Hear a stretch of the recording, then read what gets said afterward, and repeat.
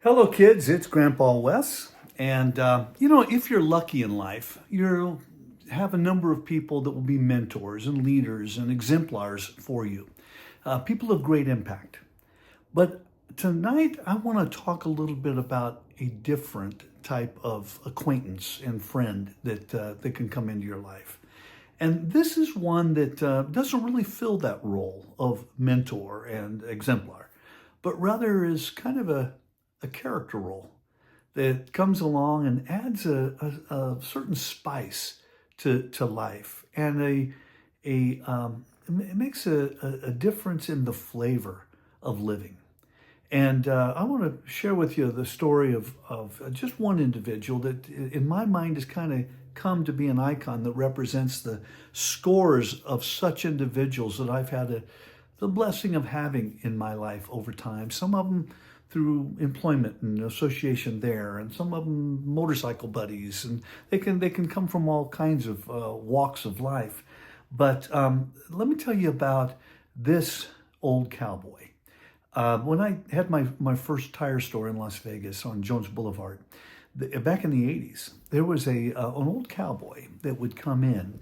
He was part prospector and part cowhand. Old shabby look. Matter of fact, if you've seen the movie Toy Story, I think it was Toy Story 2, that the old prospector, this was a personified version of that cartoon, the old Stinky Pete, I think they called him. The cowboy hat that was tattered and tattered clothes. He drove an old 1963 Ford F-100, beat up old blue pickup truck with an ill-fitting camper shell on the back. And he would come in. He never seemed to have more than 20 or 40 bucks in his pocket. But he would want used tires because, again, he was a poor old boy. And so we would find one or two that would work on his truck and get those mounted up. And he always had this affable smile. And boy, did he have stories like you would expect from a prospector cowhand. And so while we were mounting those things up, sometimes I'd be out in the shop doing that, and he's standing there right with me, just telling me story after story. And when I would drive home at night, I would often, going down Jones or Spring Mountain Road, there was a certain bar that was kind of his watering hole. And I always saw his truck parked out there. And it seems like if he wasn't at my tire store, he was over there sipping some suds and telling his tales, I'm sure. And then after a couple of years of association, seeing him every few months, I didn't see him anymore. As a matter of fact, I noticed when I drove home, his truck was no longer at the bar. And I don't know whatever happened to him. Could only assume from his age and so forth that he passed away. And it's when that realization hit me that I started to miss him. I started to realize that there is a loss when people like that are no longer there. And life just not quite the same flavor when those type of characters are missing. And so I wrote a poem, and certainly it's about this cowboy, but it's also come to represent so many others that have blessed my life over the years. And it goes like this.